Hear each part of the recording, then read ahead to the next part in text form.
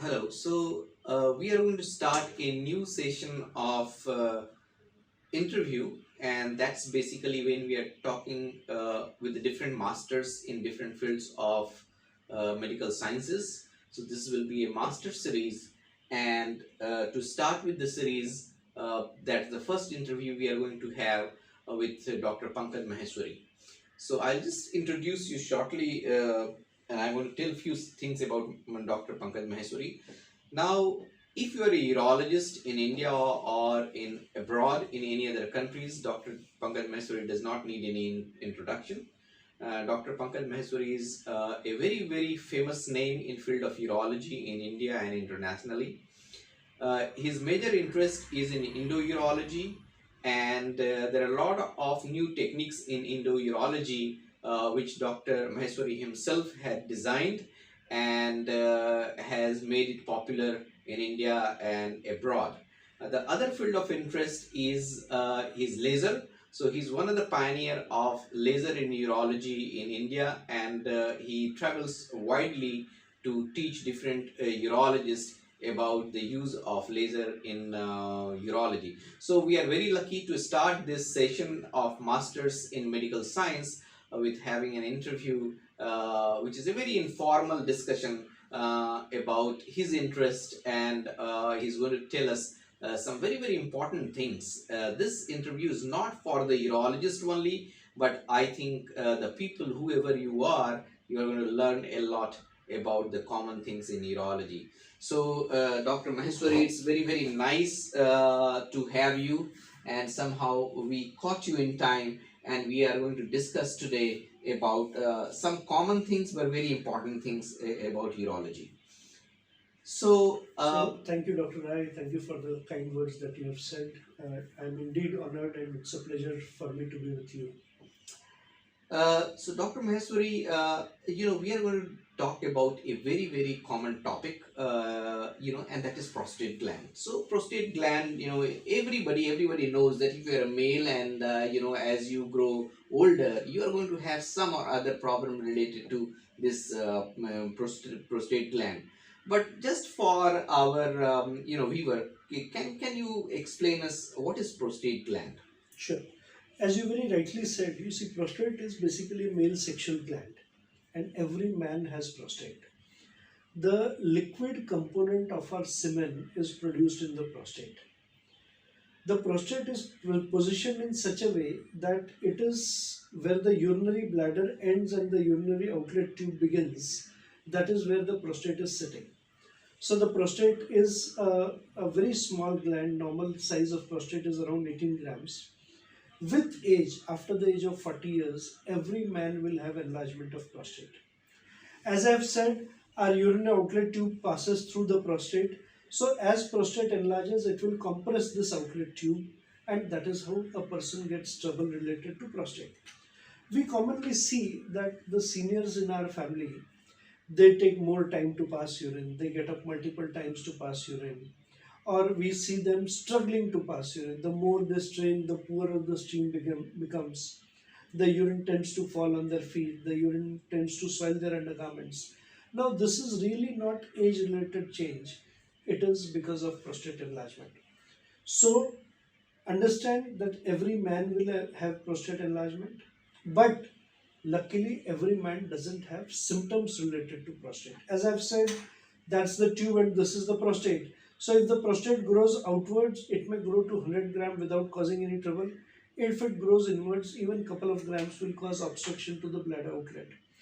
So prostate enlargement will need treatment to a patient only when it gives him significant trouble. Okay, so that's very important that every body has got prostate gland. Every male patient has, every male person has got a prostate gland, but not necessarily that enlarged prostate all the time is will give rise to a problem. So you have already told me, but just to make it in few sentences, how do people will come to know that they have a enlarged prostate which is causing the problem? Right. So partly I have answered this question that when you see that our senior people going more frequently to pass urine, taking more time to finish their urine, getting up multiple times to pass urine, When they pass urine, they have to stand, strain, and urine starts with difficulty. Once it starts, it doesn't come as a single stream, it comes as an interrupted stream. The stream tends to, instead of a focus stream, it tends to spray. It falls on their feet. They leak before urine before reaching the restroom. So these are all features of prostate enlargement. Uh, Many times the slowness of speed of urine happens so gradually that a person may not realize that his urine has become slow. So it is important that every man between the age of 55 to 70 years should get his prostate checked once in 2 years. Okay, so that's very important suggestion, because you may be having problem related to prostate gland, but because it has developed slowly, you may not notice it. Notice it. So it's better that you get it checked. So in certain age group, if you are, you must visit a urologist and get your prostate checked, because if your prostate is causing problem which you have not realized, you need to get treated rather than ignoring it. Now, Okay. one more important reason for a regular checkup is, you see, prostate gland has two types of diseases. One is a age-related enlargement, and second is cancer of prostate. Okay. Now, the presentation of both will be similar. So, even with cancer prostate, the patient would go frequently, have poor flow, will get up at night. So, to differentiate these two, a clinical examination and a simple blood test once in 2 years is very important. Understand one more thing, that prostate cancer is a very interesting disease. If treated well and treated in time, it is 100% curable. So, every gentleman between the age of 55 and 70 should get a checkup done once in 2 years, so that if he has either age related prostate or cancer prostate, both are diagnosed in time and treated well. Very important message for our viewers, that if you are more than 55, you should remember that you may be having either a non-cancerous enlargement of prostate or cancerous enlargement of prostate, and just by how you feel, you may not be able to differentiate that. So it's very important that you go visit a urologist and get yourself checked up, so that if you have a cancer, it can be recognized early, and then this cancer is completely curable at that stage. So very important message.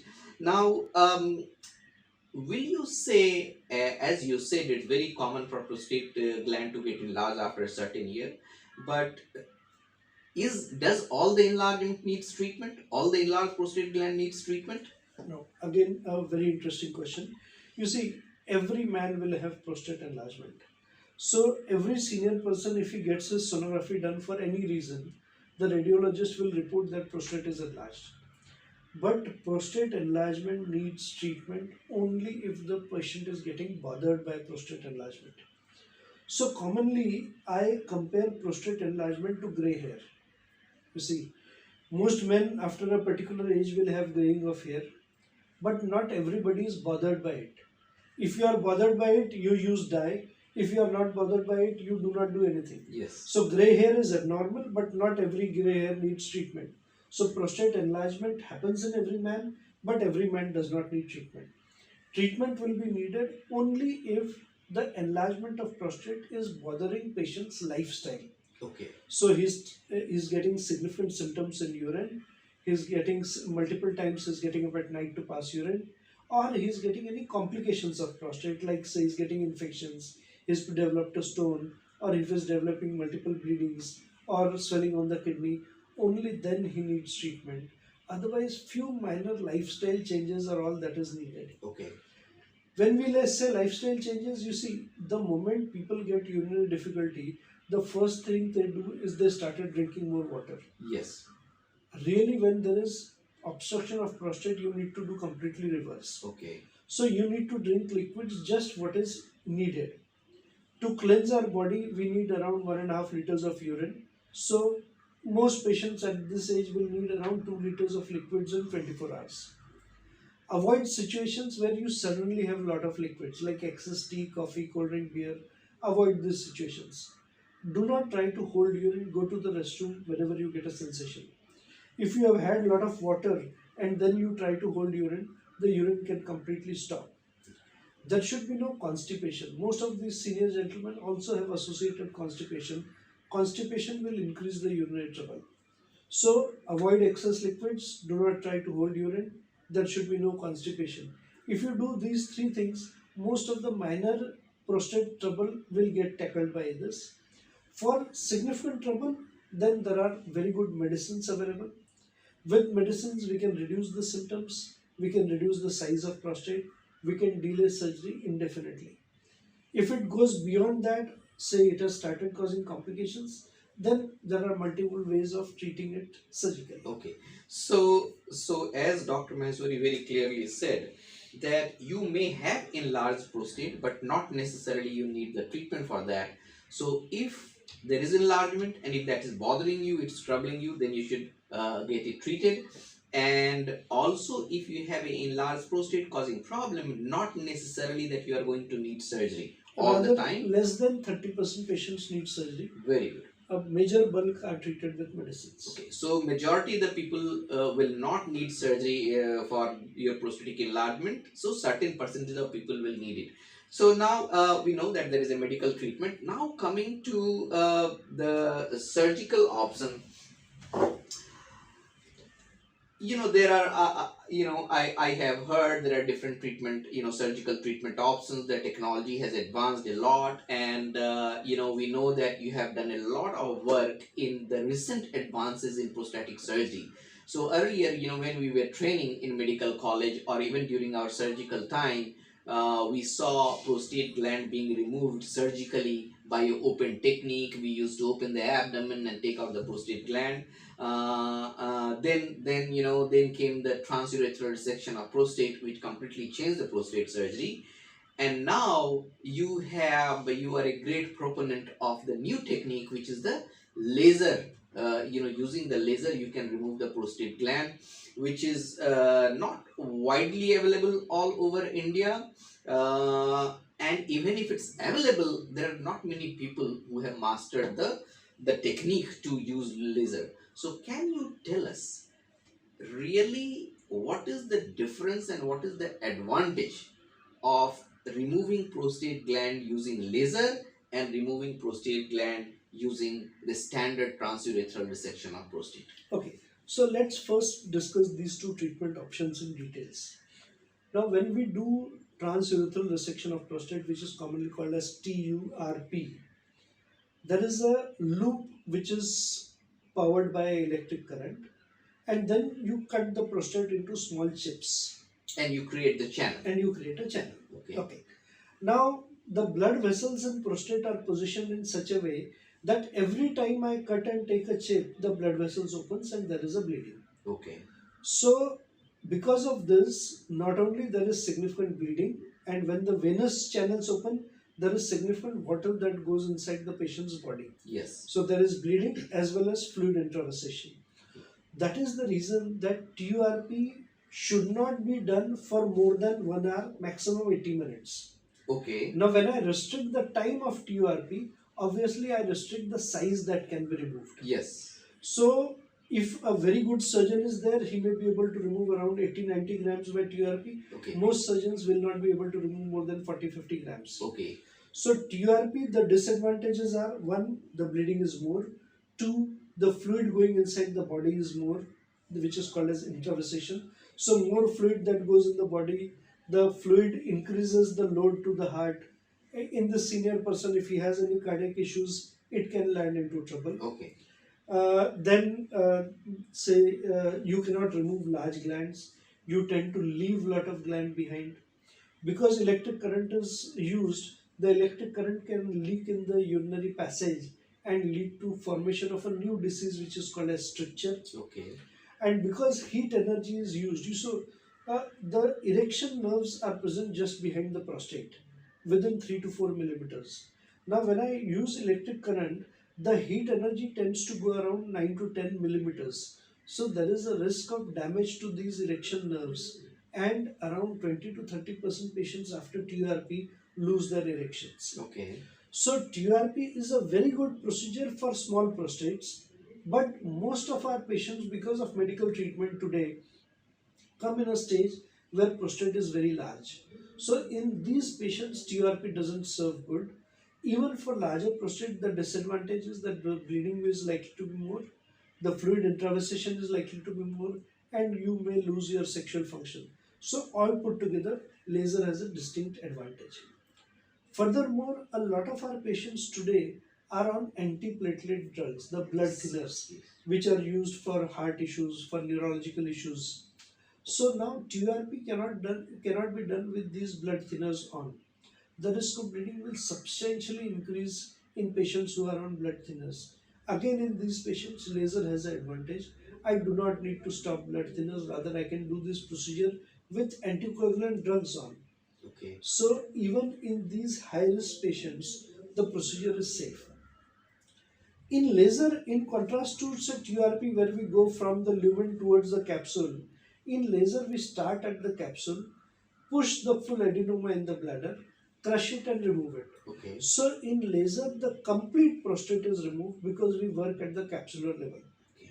Because we work at the capsular level, the blood vessels are blocked there first, so the bleeding doesn't happen. The venous channels are blocked there first, so that fluid intravasation doesn't happen. Like a standard TURP, the fluid going inside the body could be to the range of 1.5 to 2 liters. In laser, the fluid going inside the body is less than 600 ml. So that way, for a patient with compromised heart, the laser becomes very safe. So the advantages of laser will be I can remove any size of prostate. I do not need to stop antiplatelet or anticoagulant drugs. It is safe for heart. Complete prostate is removed. I'm sorry.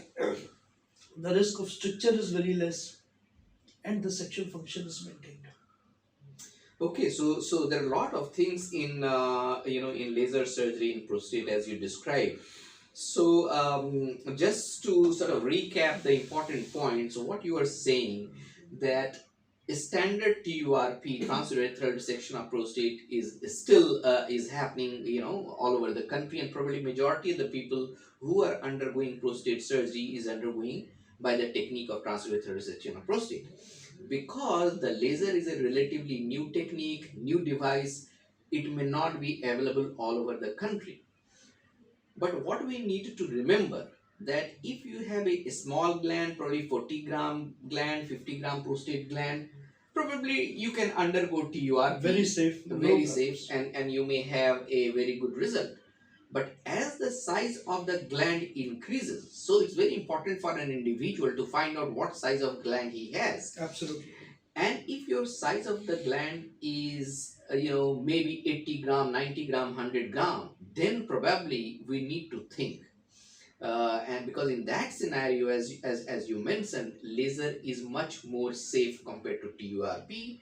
And why it's safe? Because the first thing is whole gland can be removed in one go. Yes. Okay, Yes. because it's a relatively quick procedure. Yes. The second advantage is that especially in patients who are very old, have already got a underlying cardiac disease, it's much more safe because the intravasation of fluid is not happening too much.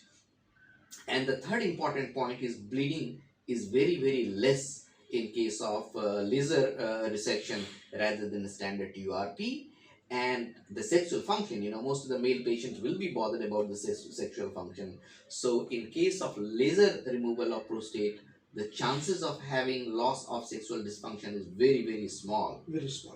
So compared to you see, a transurethral lot of resection. senior people today want to maintain their sexual life, which is good for their health. Yeah. And with laser, we can at least assure that whatever sexual function they have remains maintained. Okay.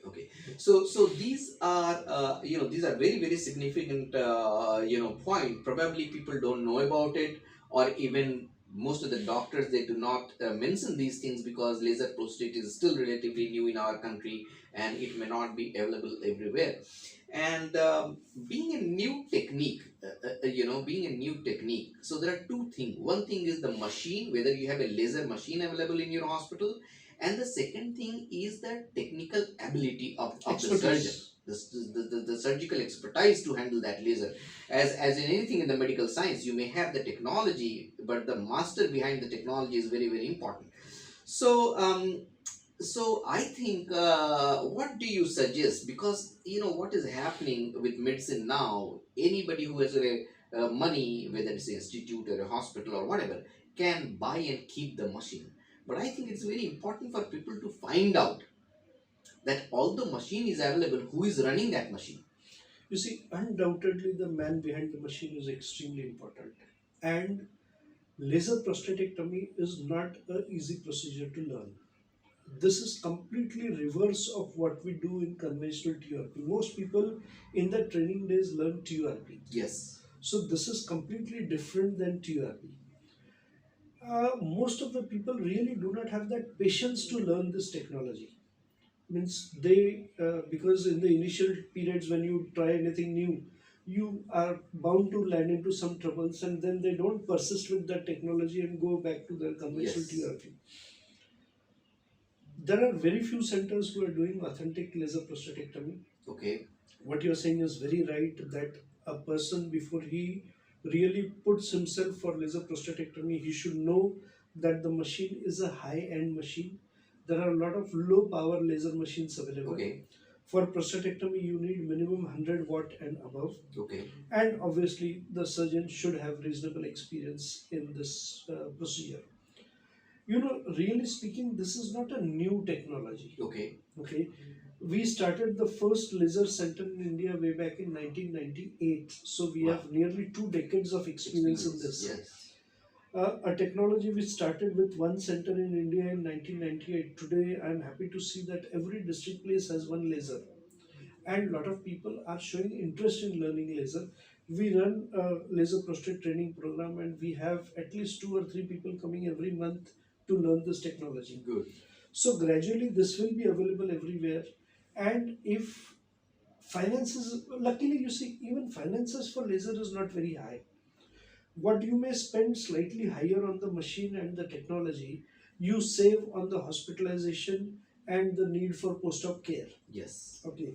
So in TURP, a patient would stay in hospital for 4 to 5 days. In laser, we send the patient home in 36 hours. Okay. So what slightly more you pay for the laser and the laser fiber, you save on the room rent, medicine, post-op care. Exactly. So overall, the bill is not really exorbitantly higher than conventional TURP. Okay.